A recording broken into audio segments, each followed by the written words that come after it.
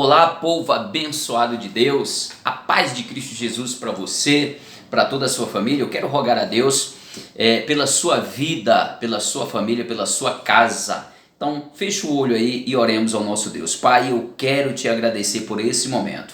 Abençoa, meu Senhor, todos aqueles que vão participar desse momento, que possa ser uma porção de bênção sobre a vida de cada um, que traga um grande exemplo de edificação e de bênção para a vida de todos, em o nome de Jesus. Amém. Meus amados, hoje nós vamos estudar sobre um assunto importantíssimo, falar sobre a cura de Naamã. Nós vamos estudar aqui a lição de número 8, é o oitavo patamar, o oitavo degrau dessa série de estudos de 13 aulas que monta o nosso terceiro trimestre da nossa escola bíblica. Esse assunto foi publicado, esse trimestre foi publicado pela CPAD e comentada pelo pastor Clayton Pomerenc. 13 aulas maravilhosas e hoje essa é a oitava, trazendo exatamente esse tema: Naamã é curado de lepra. Nós militamos aqui na Assembleia de Deus na rua São Geraldo, aqui em Bom Sucesso, no Rio de Janeiro. Essa igreja ela é presidida pelo nosso querido pastor Eliseu Alves, amém? Aquele também que preside a nossa convenção estadual, a CEADERJ. Nós queremos desejar que Deus muito te abençoe, não saia daí. Quero também te fazer um pedido: compartilhe esse trabalho, compartilhe, porque Deus tem nos abençoado com esta ferramenta e estamos aqui contribuindo para o reino de Deus e você é um comparticipante desta bênção. Então, compartilhe e se inscreva em nosso canal. Você pode aí acionar 2 vezes o sininho para que as mensagens cheguem diretamente a você a tempo e a hora. Amém? Deus abençoe. Dito isso, vamos para a nossa aula de hoje. Aqui um versículo para nortear a nossa aula de hoje, que está aqui no segundo livro dos Reis 5, capítulo 5, versículo 14, que diz: Então desceu e mergulhou no Jordão 7 vezes, conforme a palavra do homem de Deus, e a sua carne tornou-se como a de um menino, e ficou purificado. Então hoje, basicamente, nós vamos estudar o livro dos Reis, segundo o livro dos Reis, o capítulo 5, onde narra a história da cura de Naamã. Nós temos aqui uma leitura bíblica bem extensiva, está do versículo 1 do capítulo 5, versículo 1 ao 10, depois o 14, depois o 25 ao 27. Fica como um link para você ler aí em casa, leia todo esse capítulo, porque será muito importante para o entendimento. Primeiro de tudo aqui, Naamã, o chefe do exército sírio. Quem era Naamã? Naamã, ele era o chefe do exército, era como um general. Esse homem era tão honrado, e uma coisa que é bastante curiosa aqui é que a Bíblia relata assim, que o Senhor deu várias vitórias à Síria por intermédio de Naamã. O Senhor, mas o que tinha a ver? O Senhor Deus deu várias vitórias à Síria por intermédio desse homem, desse general Naamã, esse chefe do exército da Síria. É interessante, alguma dessas vitórias foi contra Israel, até porque foi levado cativa uma menina de Israel e tornou-se serva da senhora de Naamã. E é bem interessante isso aqui. Esse homem, a Bíblia faz questão de dizer que era um homem honrado. Esse homem era um homem que, chegando em determinado lugar, na Síria, esse homem era reverenciado. Por quê? Porque ele era honrado. Era um homem de respeito, era um homem combatente, um homem que tinha várias conquistas no seu lombo, ou seja, para ganhar, para conquistar várias lutas é necessário prudência. Não saía para a batalha sem antes organizar bem o seu exército. Organizar bem para que trouxesse o resultado positivo. E por causa de todo esse bom serviço, por causa do servir bem, esse homem era honrado. Lembra que na Bíblia, aqui em outro termo, falando honra a quem tem honra, ou seja, é declarar, é fazer com que esta honra seja expressa em palavra a quem já tem essa honra. Ou seja, ele era um homem honrado, era um homem de fama. Só que ele diz a história que ele era leproso. Era um homem que diante das autoridades, diante da batalha, ele era impecável. Era um homem batalhador, era um homem conquistador, porém, quando ele tirava todas as suas roupas de guerra, roupas de batalha, as suas armaduras, debaixo daqueles panos, debaixo daquela roupa, havia um corpo leproso, um corpo sofrido, um corpo sorrateiramente apanhado pela lepra. Era um homem honrado, porém leproso. Mas tudo tem um propósito.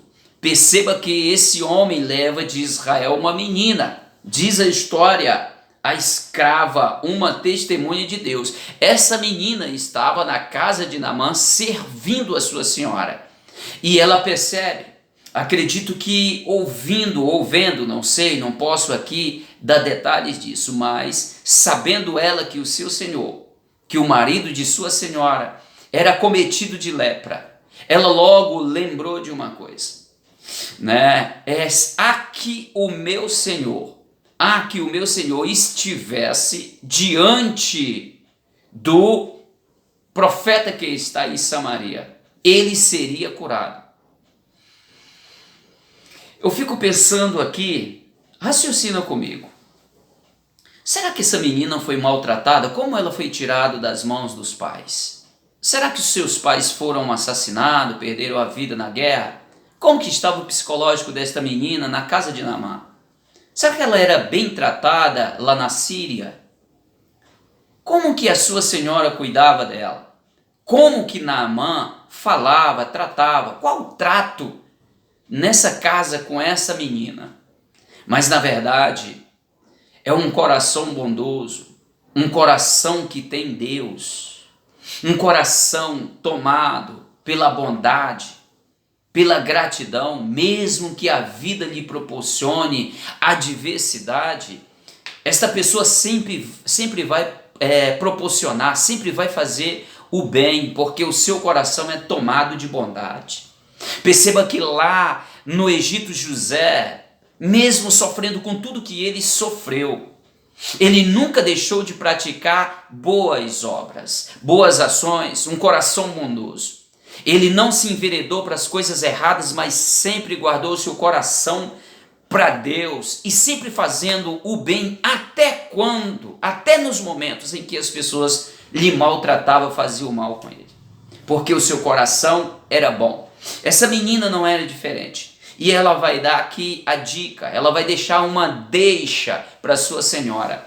E a palavra dessa menina, essa expressão de fé, essa menina que comunicou à casa de Naamã o Deus de Israel e o operar dele através do profeta, vai revolucionar, vai mexer com a casa de Naamã. Preste atenção nisso aqui. Mexe com a casa de Naamã, mexe com o rei da Síria e com o rei de Israel. Mas a situação tinha que ser tratada, era na casa do profeta Eliseu. Então perceba que eles saem com uma caravana. Eles escrevem, comunica ao rei da Síria. O rei da Síria escreve uma carta pedindo para que receba Naamã em Israel, para que ele seja curado da sua lepra. Mas ele não sai de mãos desabanando, como diz o ditado, não com as mãos vazias. Mas ele leva uma importância de muita prata. Parece que é 10 quilos, ou seja, 10 talentos de pratas. Sei que o total convertido em quilo daria aí uma faixa de mais ou menos quase 350 quilos de prata. e quase 70 ou uns 70 quilos de ouro, 10 mudas de vestimentas finas. Isso foi o presente do rei da Síria para o rei de Israel. Ele saiu com essa caravana e com esses presentes para presentear. Você imagina quanto que vale hoje 340, vamos falar, 340 quilos de prata? Quanto que valeria hoje? Imaginou você aí quanto que valeria, quanto que vale 70 quilos de ouro? Ou essas vestimentas finas que era de linho fino? Isso não se vê hoje, é raro o linho fino. Pois é, só que quando chega lá em Israel, quando fica sabendo o rei de Israel rasga as suas vestes, ele fica irritado, ele não entende, ele diz: porventura sou eu Deus para curar ou para matar? Vede agora que procura o rei da Síria procura ocasião contra mim. Isso é a armação deles, percebam, isso é a armação deles. Sabendo disso, o profeta Eliseu, ele manda mensageiro até o rei de Israel e diz: por que rasgar as tuas vestimentas?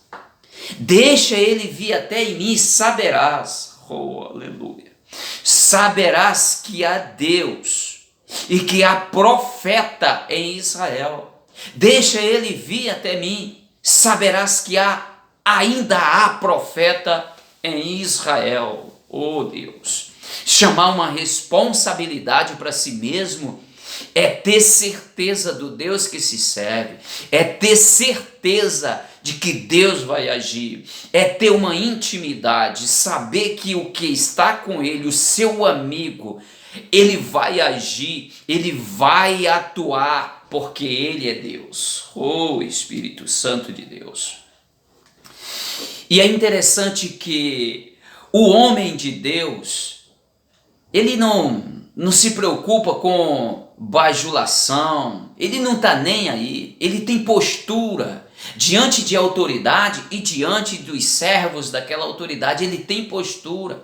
Quando ele vai e de repente para de frente à casa do profeta, o profeta envia um mensageiro, o profeta não recebe ele pessoalmente, o profeta envia o mensageiro e diz: olha, o profeta disse que você deve mergulhar 7 vezes no Rio Jordão e você será curado.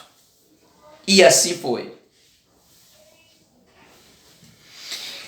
O profeta, o homem de Deus, não se pressiona com pompa, não se pressiona com grandeza de homens aqui nessa terra. Quando ele tem uma certeza do que verdadeiramente ele é e da certeza da sua intimidade, da sua particularidade com Deus, ele não se pressiona, ele não se vende, ele fala, ele declara a vontade de Deus e fica na sua, fica na dele, tranquilamente, porque ele sabe a quem ele serve. E perceba que houve uma decepção muito grande de Naamã, porque ele acreditava que o profeta ia sair. Esse é o problema de algumas pessoas. Esse é o problema de alguém, por ter posses, por ter um patamar elevado aqui na terra, acha que até Deus vai se submeter às suas ideias, os seus caprichos. Ele achava que o profeta ia sair, impor as mãos sobre ele e ele seria curado. Mas o profeta nem o recebeu pessoalmente, mas mandou um recado, e ele vai questionar: porventura as águas lá da Síria, de Damasco, não são melhores do que as águas, do que o Rio Jordão? Por que eu tenho que mergulhar no Rio Jordão? As águas de Damasco, lá da Síria, são muito melhores. Mas é interessante que Deus usou um dos seus pequenos, um dos seus soldados, assim como usou a menina na casa dele. Perceba que nessa história, em todo esse cenário, são dois servos que vão exatamente ser usados para a cura e a transformação da vida de Naamã. E ele disse: se porventura alguém lhe passasse um trabalho bem complicado, o Senhor não faria? Certamente faria. Quanto mais algo tão simples como mergulhar 7 vezes no Rio Jordão. E ali ele se convenceu e foi. E ele mergulhou 7 vezes no Rio Jordão. Na 7ª vez que ele levantou, que ele mergulhou e saiu, a sua pele saiu como a pele de uma criança, assim diz a palavra do Senhor. Deus ainda faz milagres. Acredite nos milagres de Deus. Deus opera milagres, Deus usa pessoas em profecias, Deus usa pessoas em oração, Deus usa pessoas para levar, ministrar cura.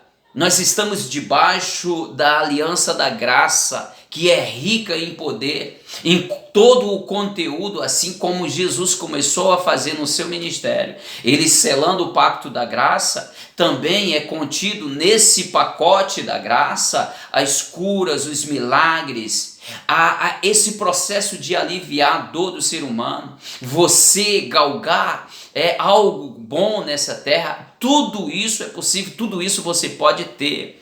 Isso faz parte da graça do Senhor. Primeiramente devemos buscar o que o propósito primeiro foi proposto, que é para a salvação, mas além da salvação também tem toda a riqueza da graça, a glória da graça em nossa vida para proporcionar e ministrarmos tudo isso, cura e milagres. Deus ainda cura, Deus ainda faz grandes milagres no meio do seu povo. Agora, um grande problema, a problemática aqui é que quando foi-lhe oferecido os presentes, não sei se esses presentes que foi dado ao rei, que ele trouxe esses 10 talentos de prata e uma quantia que equivale a 70 quilos de ouro, essas 10 mudas de veste fina, eu não sei se foi essas que foram oferecida ao profeta. O profeta não aceitou. A oferta era muito alta para ele negar, para ele rejeitar. Perceba que isso era muito dinheiro, era muita riqueza para ele rejeitar. Mas ele sabia que quem curara a Naamã não foi ele próprio, não era mérito dele receber. Esse homem tem uma mentalidade incrível, diferente de muitos que se vê hoje, que se vende. Profeta de verdade não se vende ministério, não se vende oração.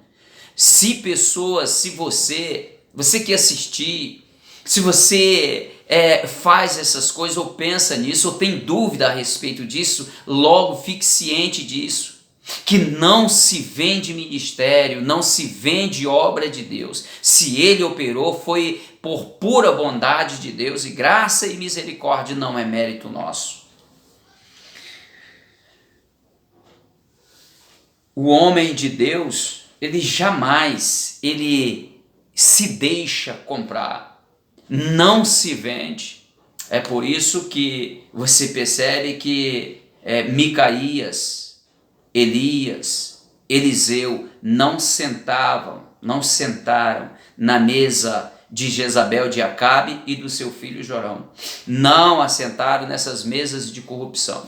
Por quê? Porque eles tinham um propósito. O propósito era manter a sua aliança com Deus e não se vender ou vender o seu ministério. Não venda o seu ministério, não troque não deixe, não barganhe, não aceite barganha, porque o que ele te deu, o que Deus te deu, o ministério que ele te presenteou, foi por pura bondade. Não faça isso, porque se fizer, vai prestar conta com Deus. Por ganância, Geazi foi ao encontro daquela caravana e pegou aquilo para ele, pegou os presentes que Eliseu rejeitou. Sabendo Eliseu que ele tinha feito isso, ele abordou ele e disse que ele tinha feito aquilo, e ele negou. Ele disse: porventura não foi o meu espírito contigo? E começou a narrar exatamente o que aconteceu. E ele disse: a lepra que estava em Naamã vai pegar em você, vai passar para você e para sua descendência. E quando ele se apartara da presença de Eliseu, ele já estava com a pele totalmente branca de lepra. O que vale vender o ministério, tentar enganar um homem de Deus, receber aquilo que o homem de Deus rejeitou? Ele já saiu daí leproso. Perdoe-me o que eu vou lhe falar, mas tem tantas pessoas leprosas hoje. Não a lepra que aparece na pele, mas lepra que aparece na alma. Pessoas que se venderam, que pegaram barganha, que pegaram o que não era dele, estão leprosos espirituais.